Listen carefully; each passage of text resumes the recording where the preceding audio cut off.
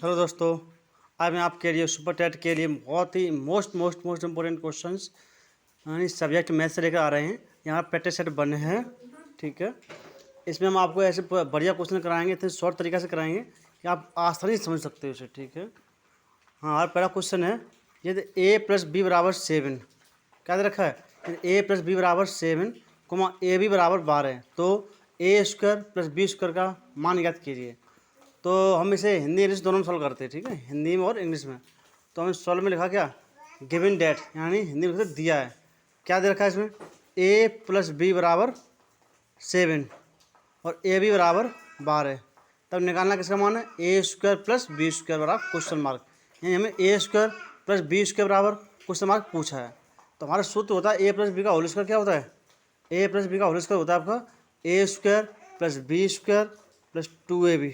क्या होता है? a² + b² + 2ab। अब मुझे एक चीज़ यहाँ से मालूम है, क्या a + b का मान दे रखा है कितना इन्होंने? चलिए देखा, a + b का मान कितना दे रखा है? 7। कितना रखेंगे हम यहाँ पे? a + b की जगह 7 रख देंगे, ठीक है। तो 7 का स्क्वायर बराबर a² + b² + 2 × ab का मान कितना रखा है? 12। कितना रखा है? ab का मान 12, ठीक है। तो अब यहाँ से क्या करेंगे, हम जानते हैं 7 का वर्ग कितना होता है? 7 का वर्ग होता है 49, ठीक है। 7 × 7 2 बार लिख लेंगे तो 49 हो जाएगा आपका, बराबर a² + b², ये हमें निकालना है, प्लस 12 दूनी 24 हो गया। कितना हुआ? 24।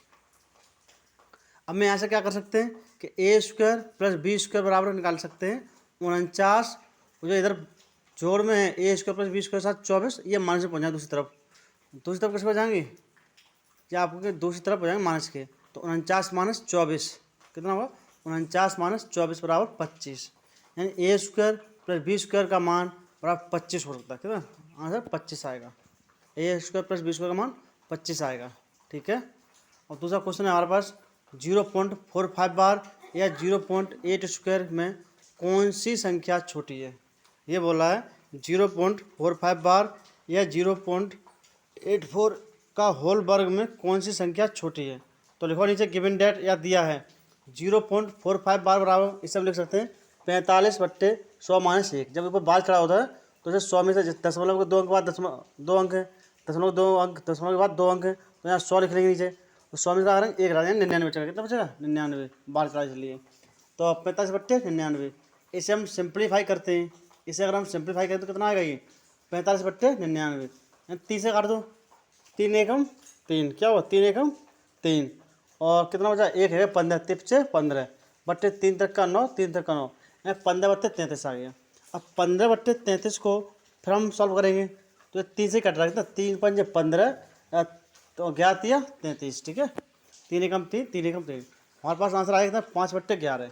अब मैं 11 का भाग लाएंगे 5 में, तो ये आता है आपका, यानी 11 × 5 = 11 × 4 = 44, दशमलव ले लेंगे 44, 4 बचे 6 है कोई 60, ठीक है।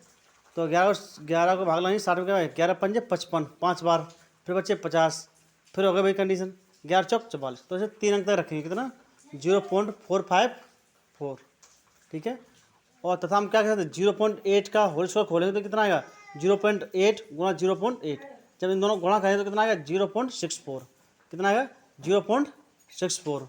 हम कह सकते हैं अतः इसीलिए हम कह सकते हैं कि 0.454 लेस देन छोटा है किससे? 0.8 का होल स्क्वायर से, ठीक है। ये हमारा लेस देन चिन्ह बना, छोटा है इससे, मतलब ये संख्या इससे छोटी है आपको, ठीक। अतः क्या लिखेंगे?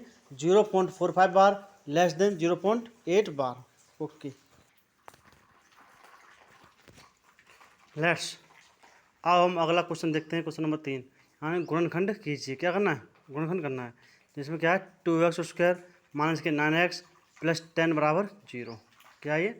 2x² - 9x + 10 = 0। तो हम जानते हैं इसे क्या है, गिवन डेट या फिर दिया है, क्या लिखेंगे? जो समीकरण दे रखा है आपका 2x² - 9x + 10 = 0, ये हमारे द्विघात समीकरण है, तो इसके मान भी 2 आएंगे। अरे द्विघात समीकरण है तो इसके मान भी 2 आएंगे, तो हमें इसका मान निकाल लो बेटे। तो क्या करेंगे इसमें मान निकालेंगे, तो ये 2x² और 10 का मतलब इसमें क्या x² गुणांक और अचर पद का गुणा कर लेंगे आपस में। x का गुणांक कितना है? 2, x² गुणांक 2 है, अचर पद 10 है, तो 2 × 20, 20 के में ऐसे फैक्टर करने हैं कि हमारे माइनस के 9 आ जाएँ। कितना दें?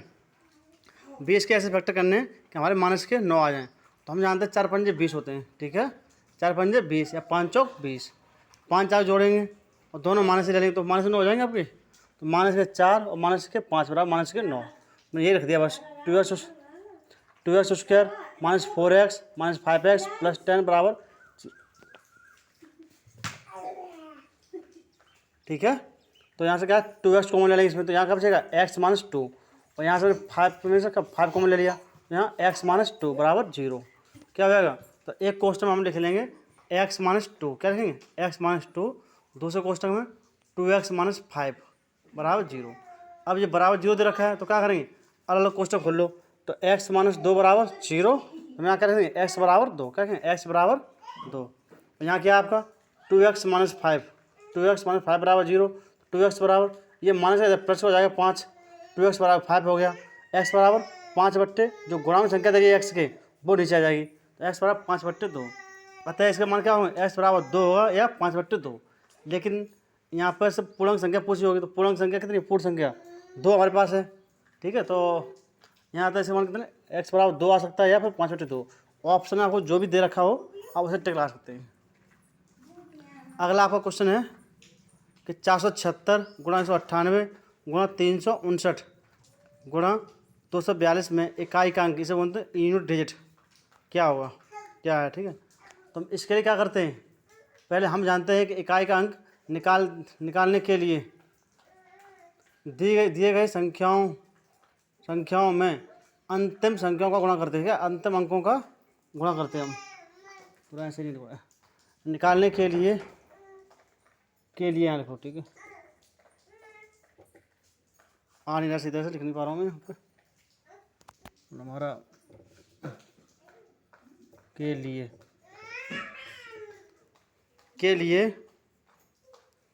दिए गए संख्याओं को अंतिम संख्याओं का अंतिम जो अंक होते हैं उनका गुणा करते हैं तथा अंतिम अंक ही इसका इकाई अंक होता है। जैसे 476 में अंतिम अंक कौन सा होगा, 6 होगा इसका, 198 में 8 होगा, 359 में 9 है, 242 में 2 है। तो क्या करेंगे, अंतिम अंक का गुणा कर लो आपस में, यहाँ 6 लिख लेंगे गुणा 8 लिख लेंगे गुणा 9 कर लेंगे और गुणा 2। तो करो यहाँ पर 6 48 इंटू 9 इंटू 2, 9 गुणा किया 48 में 432 आ गया। 432 का 2 में करेंगे गुणा कितना आएगा बताओ, 432 का गुणा 2 में करेंगे कितना आएगा 864। 864 में इकाई अंक देखें पीछे से कि नहीं, इकाई दाई सैकड़ों, ये कौन सा इकाई अंक हो गया, इसको क्या 4, अतः क्या लिखेंगे इसका इकाई अंक कितना है 4, ठीक है। इकाई अंक कितना होगा इसमें 4।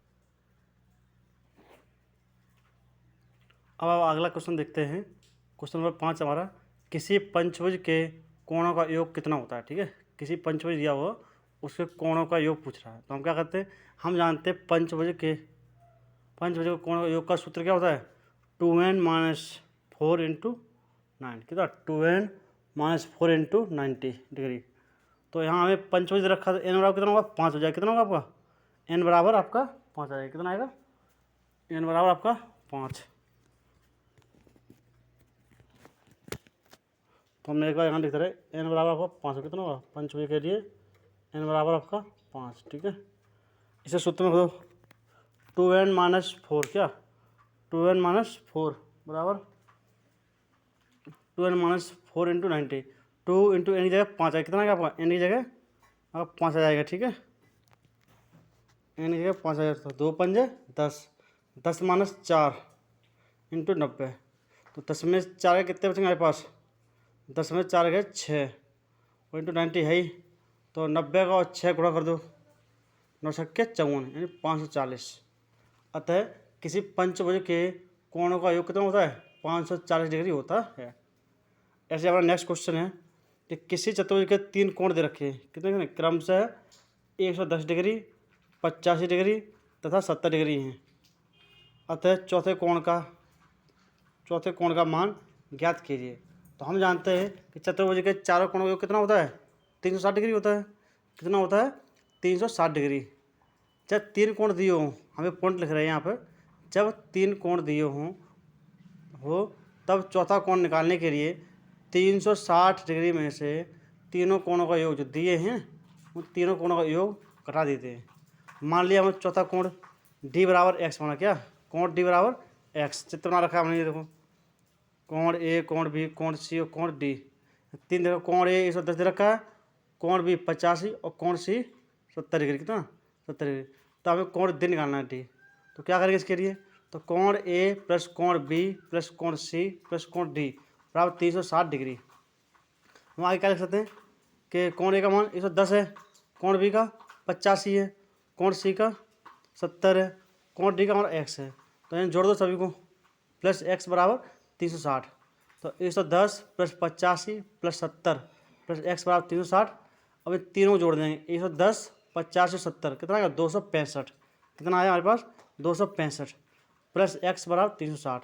यहाँ से मान निकालना हमें एक्स का, तो क्या करेंगे एक्स बराबर 360 में से जो इसका योग आया है 265 उसे घटा देंगे।